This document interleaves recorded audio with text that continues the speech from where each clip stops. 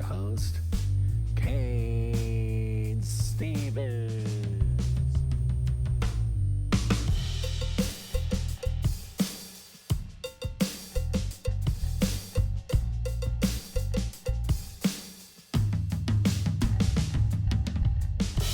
Oh, yeah, everybody. Welcome to the Cain Stevens Super Show. I'm your host, Cain Stevens, and we are back at it again. Another week, another so many trips around the old sun, and we're ready to roll here. So, I've had a lot of good things going on here in scenic Lincoln, Nebraska. I've had I've just been swamped with things to do, and that's great. Something to keep my mind busy, to keep me rolling on. One thing that I did that was really cool was myself and my good friend Bryce from Slying Tattoo. He and I decided to embark on becoming amateur ghost investigators. So we got some equipment. I got a K2 meter, an EMF detector from a good friend who's a local paranormal legend in my eyes, I guess. I don't know, maybe he is in some people's, but maybe, I don't know. But he seems like he's very knowledgeable, but he's with, I believe, Heartland Paranormal Investigation. So I've been talking to him. I got some guests lined up. Thank you guys for responding and filling my calendar with awesome interviews coming up. So I just can't wait. The sky's the limit on this show. I got some other big things in the works too. It's just really exciting. Things are going really well. So let's dig into this investigation. So, in the past on the Cain Stevens Paranormal Super Show, I had done an episode, and I had interviewed Bryce on the house that he had been living in as a kid, that he had a lot of things happen. So I did a ghost story on it. So go back and listen to those episodes. There's some really good stuff there.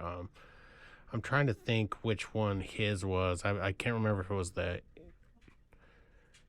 angry one or the fancy one. Yeah, there's maybe it was the fancy ghost. I'll have to look back at my notes and see, but go back and listen to all that stuff. It's really good stuff. All that cursive Arnold Heights and Air Park stuff is good. But so anyways, we went off of that. We went to our old stomping grounds of Air Park at night, and armed with a infrared camera and a K2 meter, some phones, some different ghost apps that we decided to use, and we went searching.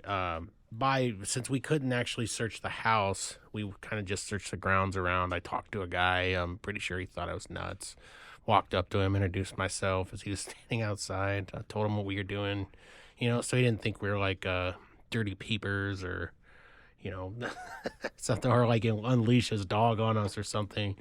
I told him we were going to investigate the woods next. So if you know Air Park in that area, there's a wooded area that's closed off right there on, is that Michael Street, at the end of Michael Street, where it all curls and dead ends. And there's like a bike trail that we used to cross over to like another side. So it was like a nice shortcut, and it was fun because we'd have like ramps back there, and people have like elaborate plywood and all sorts of stuff. We even found like a broken bike, like somebody had ramped something, and I don't know, we didn't find a skeleton on top of it, but you can only imagine. But anyways, these people on prior shows that I've had, including one of the guests, Ryan Holmes, I believe, talks about a shrieking creature with red eyes, like a giant, like a cryptid, like a giant what do I want to say? It's not an owl, this thing is like a big shadow type figure. It appears in different forms. It's really interesting. So we just thought, it'd be fun to go in the woods and see, like, are these woods haunted, or, test out our equipment and everything. But man, I got to tell you, when we were in there during the light time, right before the sun went down. Yeah, it was the scariest part was all the high brush and branch and just how big it really is. Like I had no idea it goes clear back there. Which I didn't remember it being that big. But anyways,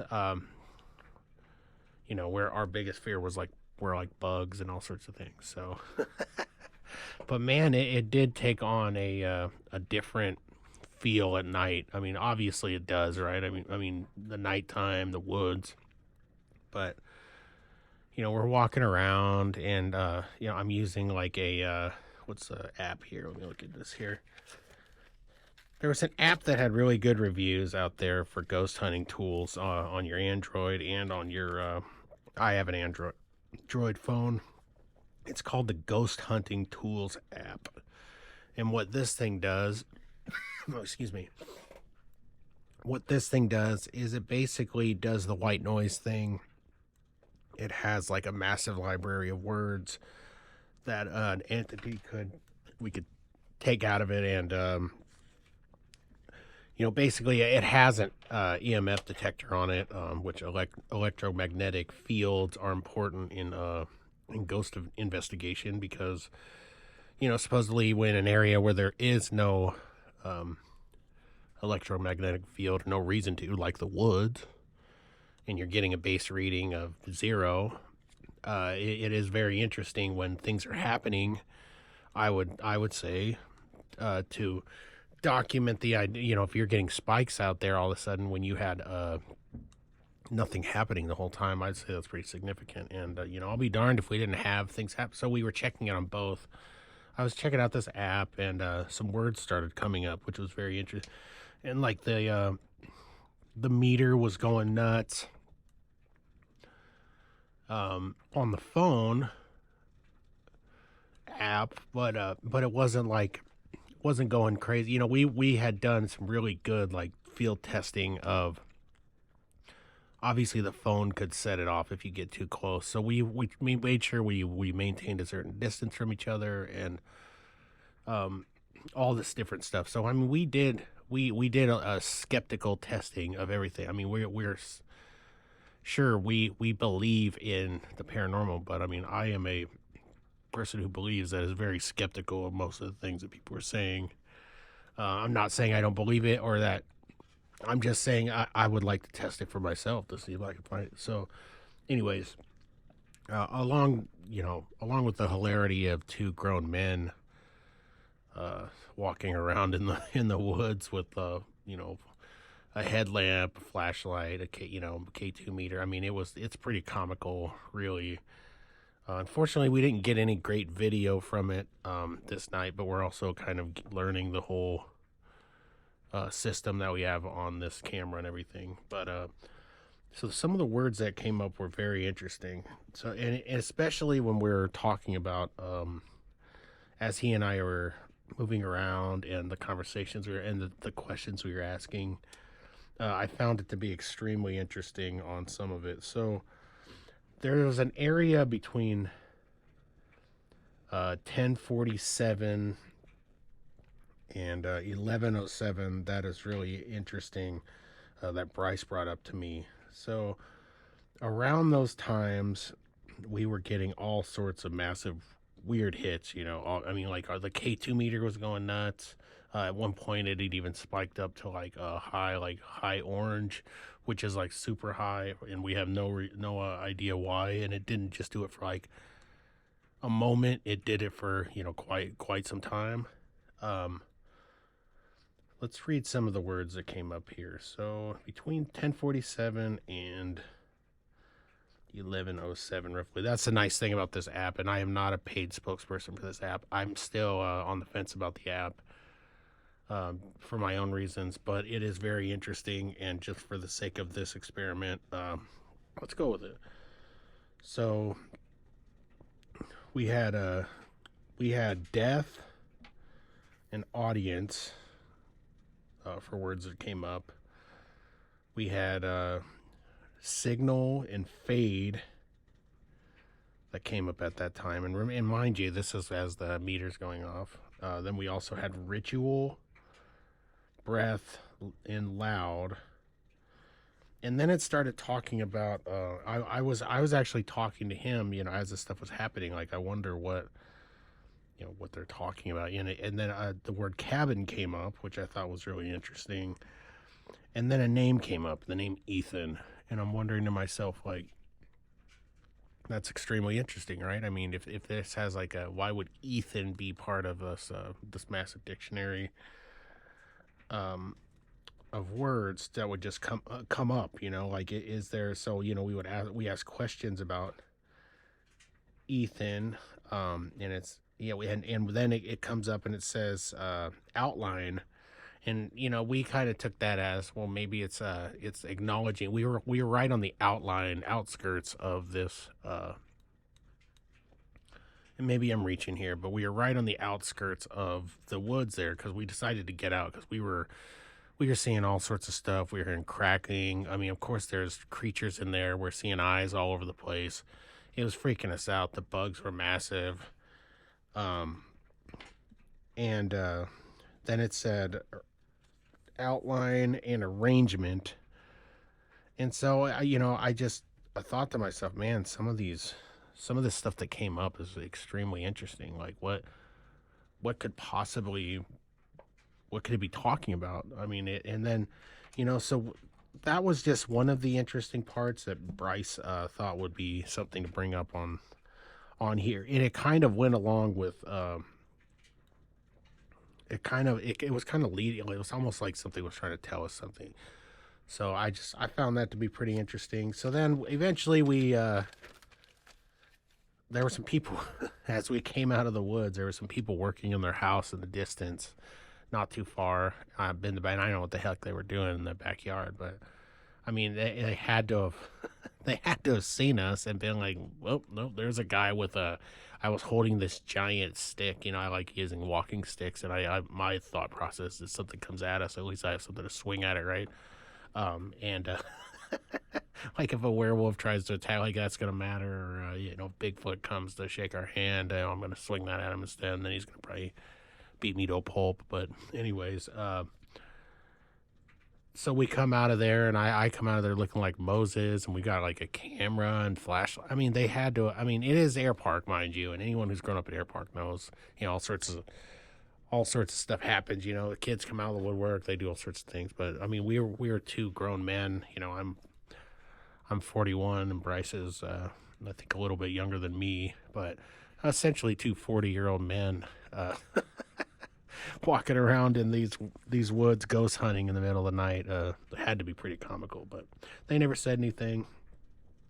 So then we decided to go to Tanker Hill, which, if you haven't been to Air Park, Tanker Hill, you really should. I mean, it used to be like Lover's Lane, like, go over there and, take your lady to the parking lot, go up there and sit and, make out or something, like Lookout Point. And, you can see the whole city from there. So it's super cool. But we ran footage. We didn't really get anything there. We both talked about there's this sidewalk at the bottom of there's a sidewalk at the bottom of the hill that we used to walk as kids all the time. It was a nice shortcut, to get you from point A to point B. And we would walk it all day, hours of the days and night, because we were little, hoodlums or whatever. And but we always talked about how creepy we felt, especially, of course, when you're by yourself, but like just in general on that, it just felt weird. So we investigated that. We went to where our old elementary school was, which is now a field. That I've talked to the custodian who was there for years. And he does confirm that there were unexplainable things, windows opening, closing, doors opening, all sorts of stuff. I mean, and he would know. I mean, this guy was there all hours of the day and night, especially when nobody was there. So I kind of trust his word. Wasn't there a name of this ghost? Wasn't it like Harold or something? I think so. But anyways, we went through that field. We got some responses there as we were going through. Let's see. Oh, that would have been about. So one was the word organ, Organ. Um, Another one was exceed, mine, boxes, brain. All this stuff was kind of coming up at that time. So it was real. It was nothing too nothing too hair raising or anything, but it was interesting. And we were getting some spikes there when we had a base reading of nothing as well. So that was something. The word that the word that came up while we were investigating that area, and it made a lot of sense. We laughed about it at the time. Was the word tick, Tick, and we thought, oh, that's hilarious. They're telling us that this field or all these fields that we're walking in are plump full of ticks. And of course, I didn't wear pants like an idiot.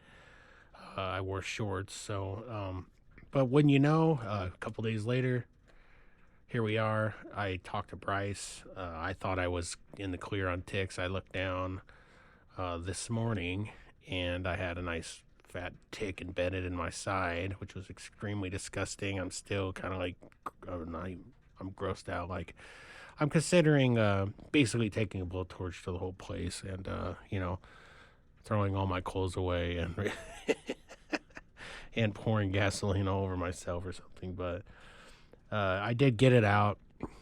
It was gross. Now I'm convinced that I'm gonna get Lyme's disease, which really would suck. But then I asked Bryce. I told Bryce, "Oh, no more investigating in the woods." I said I found a tick on me, and he said that he had not one, not two, but he had a few ticks on him. So that's really disgusting. We will probably never investigate those woods again. So if you want our opinion on those areas, I would say wear long pants, even if it's hot, wear a long shirt, wear bug spray, tick spray, or whatever, and check yourself thoroughly, everybody. That's really, I would say we probably didn't catch a ghost, but we definitely did catch a pile of ticks. So don't do it, everybody. And another thing that was really spooky was at one point when we were on the outskirts, we saw, we were seeing, there were obviously animals in there. I mean, I'm pretty sure there's deer and raccoons and all this stuff in there.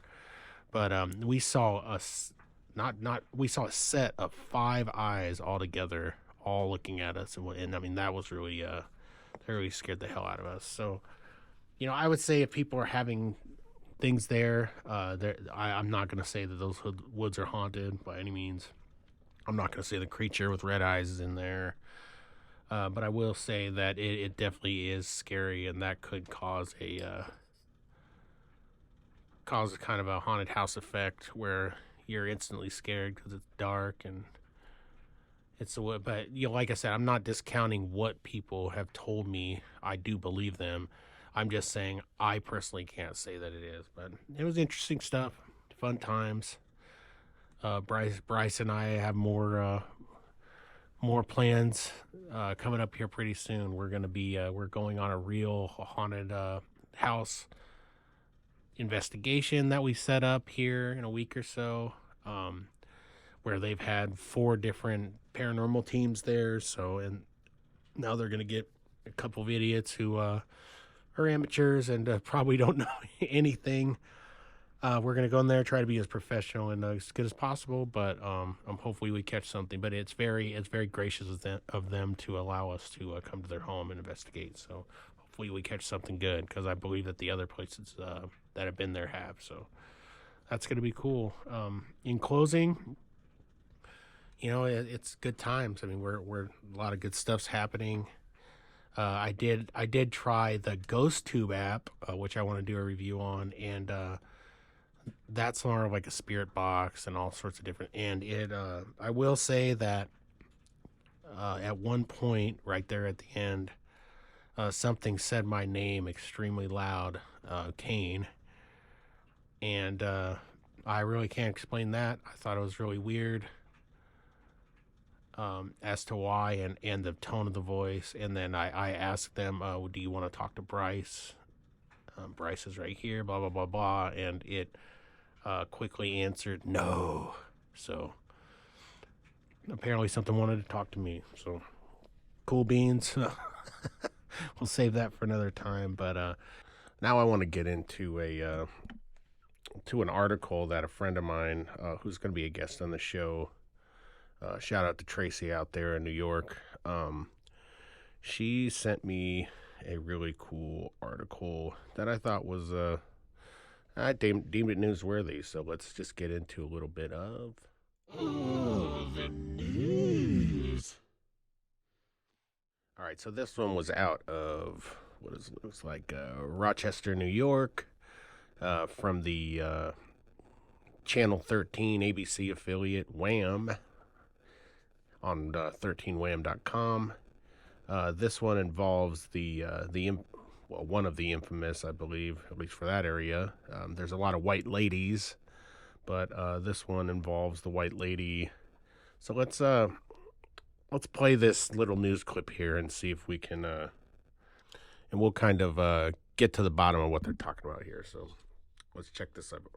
A local legend won't be forgotten anytime soon. Today, a Legends and Lore historical marker was unveiled commemorating the story of the White Lady's Castle and her ghostly appearance in Durand Eastman Park.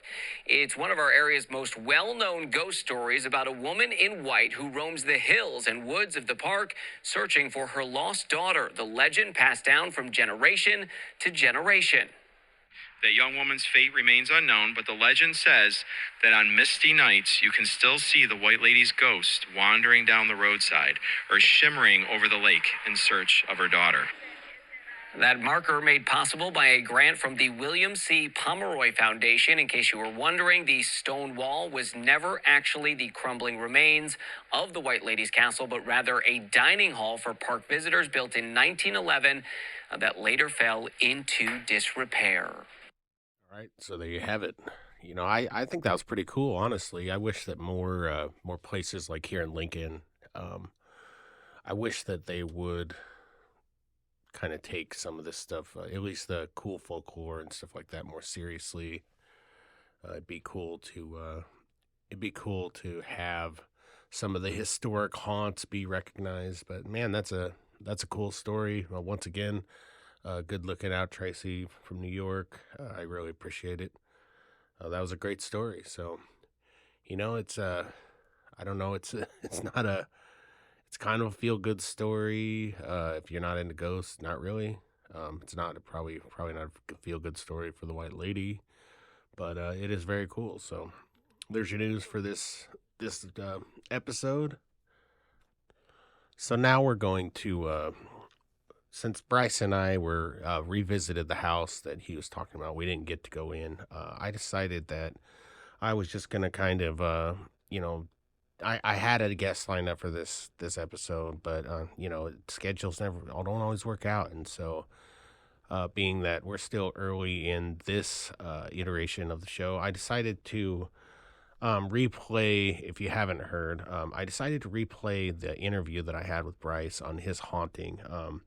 You can always go back and listen to parts of Tales of an Angry Haunt, but I'd like you to once again sit down and listen to this particular interview and just listen to his ghost story and just arrive on your thoughts on it. So, I'd love to hear from you all, but here's going to be I think we're going to do a replay here of that interview. So without further ado, here is my interview with Bryce Aldridge from Sly Ink Tattoo here in Lincoln. Shout out to him, my new paranormal investigative friend.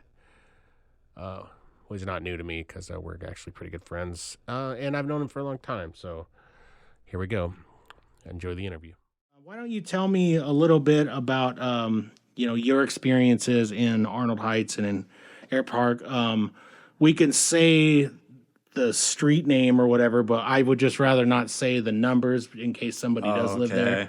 Then, like if I post a picture, I'll just go ahead and like bleep out any numbers, because I've had some people get mad at me or nasty with me about it. I had My one chick kids threaten are me. going nuts. Yeah, she absolutely didn't want anything to do with any of this. So, Oh, jeez. yeah, but yeah, tell me a little bit about your story, when you lived there, and what happened. Okay, well, since I won't say the numbers, but, I was, if anybody knows Air Park, I lived at the end of Michael Street, right by the bike trails and stuff there. Um, let's see, we moved there. It was me, my mom, my brother, and my mom's husband. But we moved there, and I think I was in 3rd grade, and I'm 37 now, so I mean, you guys can do the math on that. And then I lived there for, about, 5 years, something like that. Right. Yeah, something like that. And the house was just insane to live in. It was one of those houses, you know, that you constantly felt an energy in.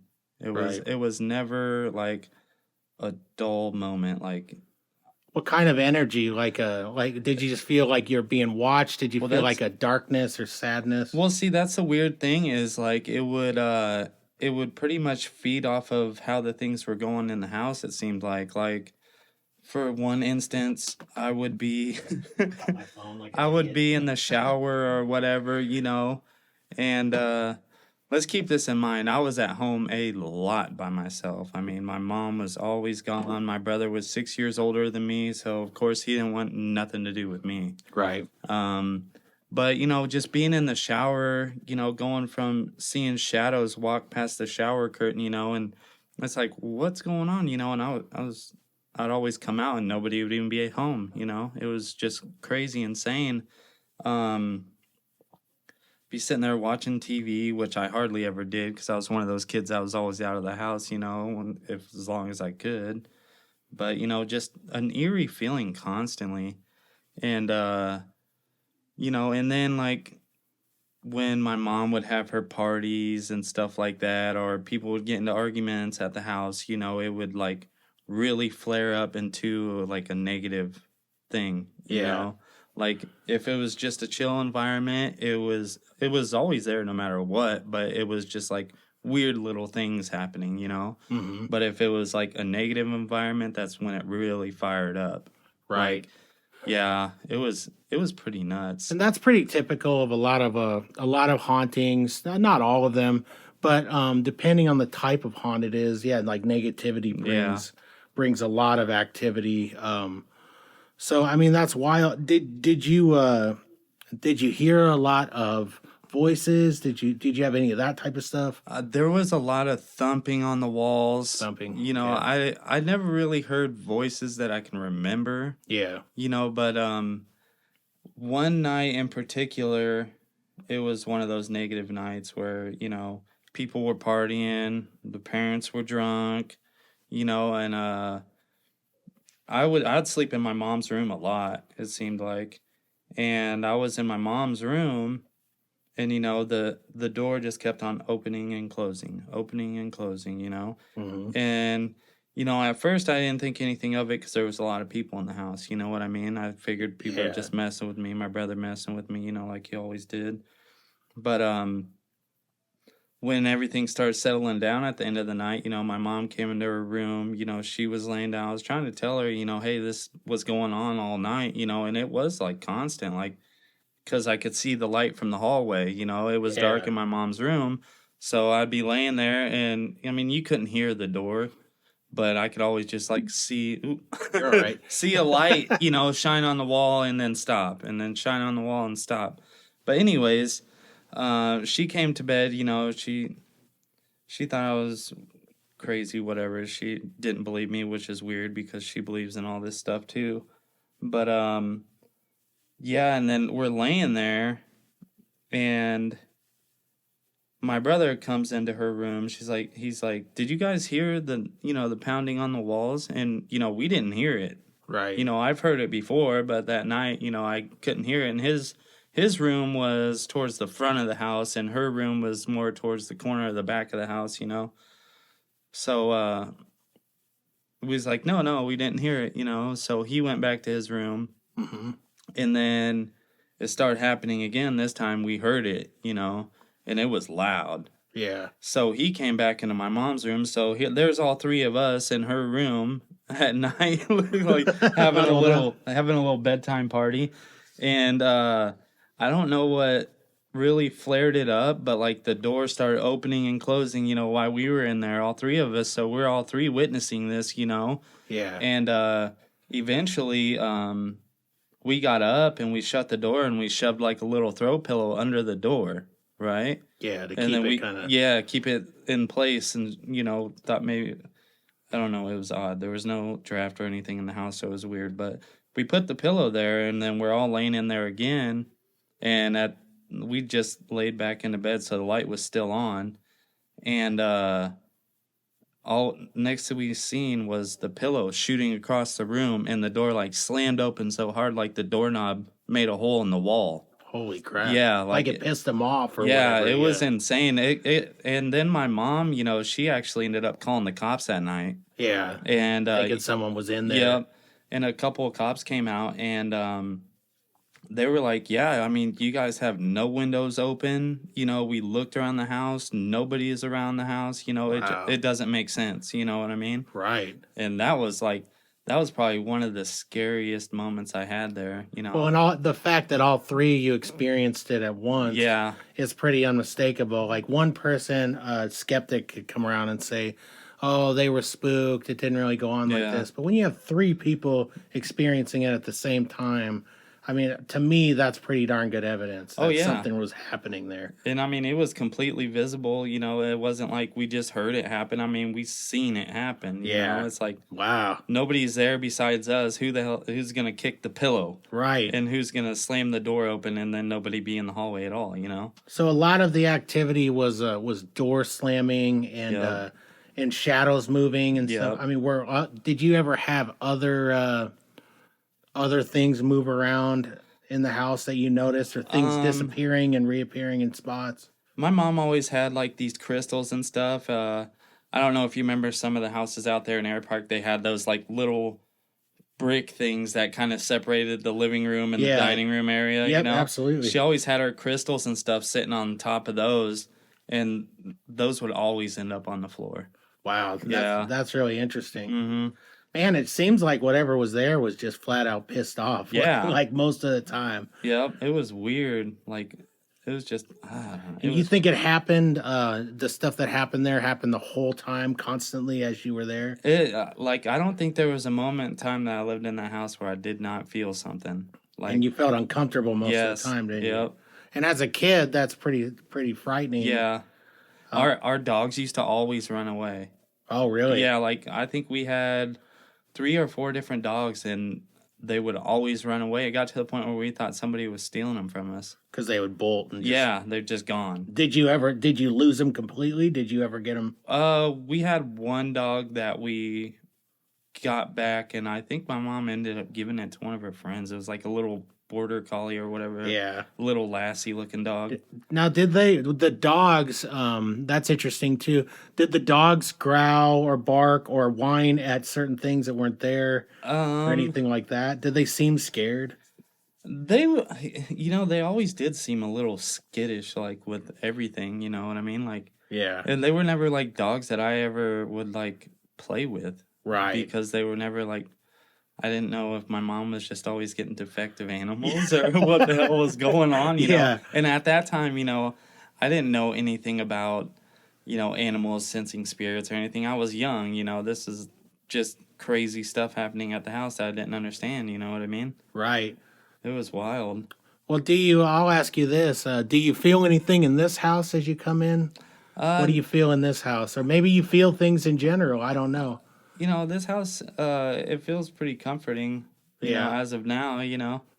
I got pretty comfortable here. I mean, I will share with you that this house does have activity. Oh, really? Specifically with our dogs. Our dogs go nuts. Don't get me wrong, they're yippy little dogs, and every sound scares them. But I mean, I'll be in here dead quiet. You know, my kids are at school.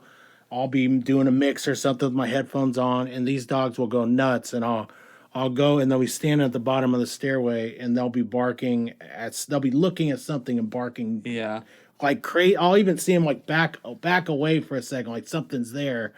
We felt just the other day I was mixing and I felt something just take my shorts and tug on it up Yeah. like this, and which I thought was strange because I mean I felt like I was nuts. I told my wife about it, and it was like if my shorts were bunched up and they like fell down, you know what that is. But I mean this is a literal like your brother's messing with you. Like I'm gonna tug your shorts. Yeah. So I was kind of like startled for it, but it really doesn't startle me like that anymore because we've been in worse. Yeah. The duplex we lived out in Arnold Heights was super haunted. There's a lot of the same stuff.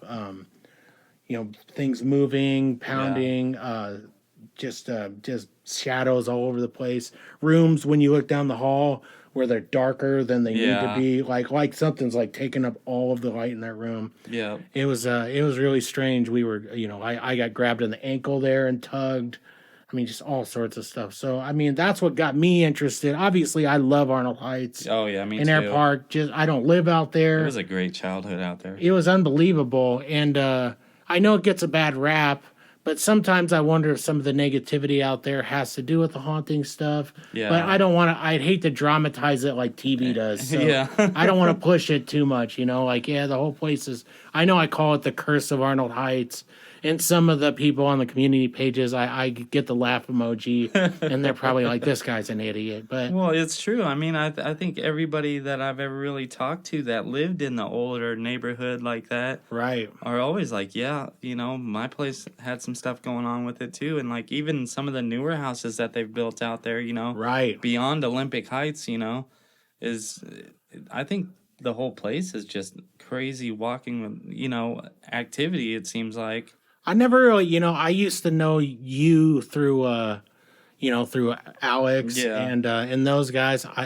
The only thing paranormal that I ever felt at their house was just them, Yeah, I love them as a family. That is one place that I never really felt. Yeah, was I their felt house. oddly like comfortable and safe there all the time. Like the house right next to them, I felt weird in though. Yeah, I've had people tell me that Yeah. too about that, which is strange because think about an entire area for the people who are listening of duplexes, and they're all separated, but one side people will get things and one side people won't. Yeah. But of course those are connected a little differently than because like the garages were in between them. Yeah, the base housing, but I mean when it comes to ghostly activity, I mean honestly it doesn't really matter. Yeah. They're however the hell they're going from one side to the other, why they're there, we wonder. I mean, what do you feel about the paranormal and ghosts? Honestly, like, just tell me your thoughts on what you think it is. Honestly, I cannot explain what it is. Like, I'm big into watching like the Ghost Adventures and things like that, and I take kind of some of their advice on it. Well, not their advice, but follow into kind of some of the stuff they're saying. Like, hey, it's somebody trapped in a certain spot, or there's so many different things that they're trying to figure out what it is. It's just like, I honestly I think it's just like souls that are trapped. Like, in my opinion, I think that's what it is. Like, yeah, like why they're trapped, who knows? But they're trapped because I mean it doesn't make sense that like everybody's story, it's the shape of somebody, right? Like they talk about these ball orbs of energy, that they catch on camera and things like that. Mm-hmm. It's kind of weird to think, okay, there's that, but then people see like full body, apparitions and stuff like that. It's like, how does it translate from that to that, I think, the explanations of a lot of them is, ghosts, however they come or whatever they are, use energy, right? Yeah. So the orbs they're using energy, but they're only able for whatever reason to use so much energy.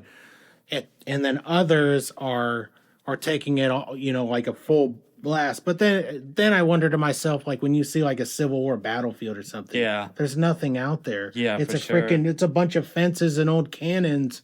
So, and unless they're getting charged by a storm, why are these people seeing like soldiers walking? Like, is it just a residual thing? If it is, how do they pull energy on to get a residual going. Like it's such a It's just like, what is that, Antelope Park or whatever it is over here? Yeah. Or over there, wherever else at. somewhere here in Lincoln. Yeah, there's nothing there besides statues and stuff like that. So, Right. How do they see the lady in white or whatever they say is there? I can't remember what they said. We went searching for the lady in white around Yeah. Halloween. Like I took my wife and my kids to a lot of different locations through town, and we went searching, and the only things we found that day were nothing, but we found it was just really cool to walk around, especially like around that stage that they have there and stuff, and then also there was like a group of, I think there were a couple of people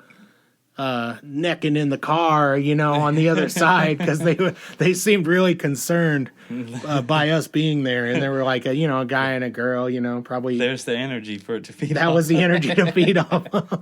We went to the other park, Wilderness Park or whatever, and we were going to go there, and there were definitely a couple of teenagers banging it out in the car there. Yeah. So I was like, well, I don't think we're going to stay here, kids. That's a place that's strange. I've gone on a couple night walks there in Wilderness Park. Where they call it the Hell's Gates or whatever it is. That place has a weird vibe to it. It does, man, and it's not even like a scary wooded area thing at night type of feel. It's like a different feel, man. It's just like, I don't know. It leaves you with the creeps. I've always liked it. I always liked hanging out in the dark and all those places, and even if I did it, I would go by myself sometimes, just sit. And you ever go to Lake Street? Do you know where that is? The Lake Street Lake. I think Over by old Lincoln General, Brian West. Yeah. So there used to be a lake there, and supposedly that's haunted as well. So that's a cool place. There's a lot of really cool, like, official, quote unquote, haunted locations here in Lincoln.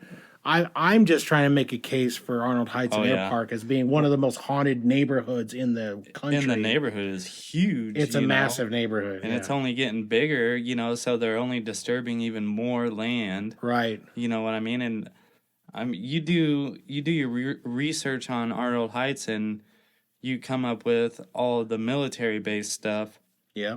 But where is it before that? Right. I mean, I don't know. I mean, you probably researched it a little bit further than I have, but I haven't found. I mean, I was talking in another podcast. I tried contacting, different Native Americans that we know that are out there to see if maybe they could do some research, but they didn't come up with anything. Because I think that's what is that, like Pawnee or Omaha land or something? I'm not sure. But I mean, we have the 9 Mile Prairie right next to it. So I mean, like if you watch Dances with Wolves or something, you can only imagine like what that area was like then. It absolutely was. Yeah.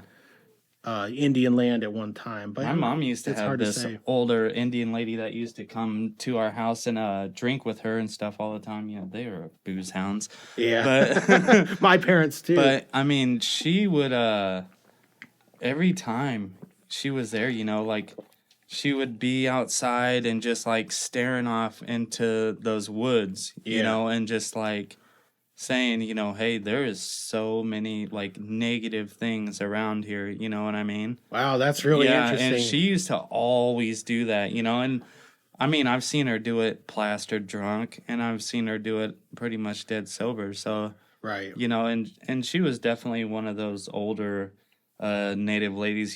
She did all the leather beading, and she made homemade dream catchers and stuff. Like she was definitely intact with her native roots. It sounds like she was spiritual. Yeah. Oh yeah, super spiritual. And like we were talking before we got started, my mom, we had that big field behind our house. She was saying, and I totally forgot about it until she brought it up to me, that like you would never see animals in this huge field behind our house. Like they just weren't around. I know, isn't that strange? Yeah. Man? And even in the woods, like, with the bike ramps and stuff, you hardly ever seen animals. Really, all you ever seen was birds. Right. Well, that it is weird that you say that, because now that I think about it, because we used to ride clear across. We lived in the duplex right next to the white church. Mm-hmm. Like the one directly next to it. I know what you're talking about. but we would always go to the other side because it's more interesting than our side. Our side was boring. And we would go in there, and it was when you go into this little wooded area, it's super dark. Yeah. And it's just like, I don't know, it has like a weird feel to it. There's another wood section up like to the the far west, up at the top of the hill where all those newer houses are. If you go Yeah. back, we used to go in there, and There was that little bunker out there. there's that Yeah. bunker. We'd find like we'd find like Playboys and stuff out Oh, there, yeah. which was gross. But of course, as kids, we were like, yes, Score. this is the best. We'd find all sorts of weird stuff out there. But man, I never really recall any like seeing a bunch of animals in those spots. And it was weird because there was so much openness. Like when we lived out there, Right. there was 10 times more open area and wooded areas than there is now because they're building so much. Yeah. And you just did not come across a lot of animals.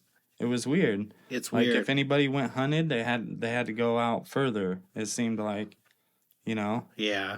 I don't remember ever like coming across any, like, I think I seen a deer one time out there where they built all that stuff out there by where you lived at, where they built the new school. Yeah. Yeah, like I seen a deer once out because that was all a field. Remember that? Yeah. I seen a deer once there, but it was just strange. Man, there was a lot of like odd negativity that happened out there, and so that kind of leads me to my theory that there's just something Yeah, bad out there, like the Indian lady said. yeah, Whether she was toasted or not, it doesn't matter to me, because I mean, if she's a spiritual lady, yeah, people get drunk and they say things, but you're saying she says it sober too. yeah, I mean, I think she truly felt that there, she felt the negative presence out there. I mean, I can remember as a kid, especially on the side that you're referring to, where it was all open and like housing would they had like those, mounds of grass and all that stuff Yeah. over there. There were like 3 different standoffs that I remember where like a dad took his kids over there and like held them hostage, and the Yeah. police had like guns on them. And so, and to me, it wasn't like the same. It was like 3 separate times that I could. yeah. Because that happened over there by the field where we always played football too. And isn't that right, odd? Right next to where Preston lived, that house right next Yeah, to him. yeah. That happened at that house too. There's a lot of weird like open areas in Yeah. Arnold Heights, like the area behind Preston's. And, Mm-hmm. the area where we played football in was a big open Oh, field. yeah. That was a pretty sweet spot for Yeah. playing baseball. Good thing some people weren't as good at hitters as others. Otherwise we'd have God. broke those windows every 5 seconds. But no, man, it just seems like something strangely negative is out there, and a lot of the reports people are giving me are scratching, pounding. It like someone's hitting the walls. You're telling me hitting the walls. Oh yeah. I've experienced some of it. I was woke up a couple different times to something screaming my name, Oh wow. which really horrified me. And that was when I called a priest, and we had a priest come. We had just had it with all the activity. Yeah. The priest came, blessed the home, blessed all the rooms, told me that my rock and roll lifestyle was causing all of it, which I thought, okay, this guy, couldn't we have gotten a better priest? Yeah. Somebody. But we took it. It helped for a couple of weeks, and then it got really bad after Yeah. that. I've always wondered, like whoever moved into that house after us, what Right. they have experienced, because like I even told you, like after all these years, I still remembered the exact address. Yeah. And that's super strange to like remember that. Like it had such an impact on me in life, Right. that I remembered it. I can barely remember anything. I so, know. So that is. When I called my mom and I asked her if that was the address, she was like, "Yeah." I'm like, "Holy crap, I remembered that." Yeah. Well- I think stuff follows her around as it is, but Have you had more stuff as you guys moved? Did you have Oh, any dude. other activity? Like when you moved to, because you guys moved to other places in Yeah. Arnold Heights, right? No, that was the only place I lived at Oh. out there. Besides, when I was an adult, I lived out there in the newer development out west. Right. And that was with my girlfriend and her mom's house out there. I wasn't there very often, so Yeah. I think I was always gone. Well, I mean, what you've told me was exactly what I'm looking for. It's Yeah. just people. I just want people to come forward and tell me their ghost stories. It doesn't make us kooks. No. It's just us friends sharing ghost stories, and Yeah. we're sharing it with other people. It's not like I have millions of listeners. It'd be cool if I did, but and if I get to that point, that'd be great. If I don't, that's cool too. Get it I together, do this people. for the love of paranormal and all of Yeah. that. All right, so that was the action-packed interview that I had with my good buddy Bryce. You'll see us in Ghostbusters costumes, in little 80s toy proton packs everywhere, investigating the paranormal, mostly in areas that we've probably lived near and all that. So it's been fun.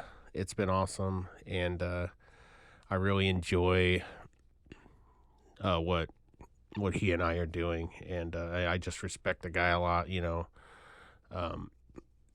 He's like me. He's pretty even keel when it comes to overall. I'm sure, like myself, you can get me mad or worked up or whatever, but overall, we're somewhat calm.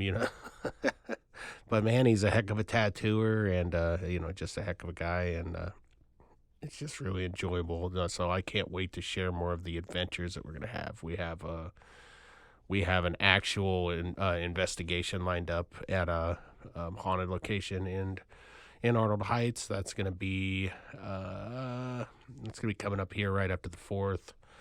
I've been talking to some different paranormal groups here in town, and one, well, a couple of them have, but one has been so gracious to invite myself and Bryce to come investigate with them. So hopefully I'll do some of that and fill you guys in as we go. This particular podcast, this super show, it will have a lot of ghost stories and paranormal stuff, but it's not going to be all about that. So that's kind of why I switched, so that I could talk about everything. But man, I've just got some big things in the works. Doing some stuff. We'll be on some online radio stations and different things, doing rock music and all that. Hopefully get the podcast onto there as well.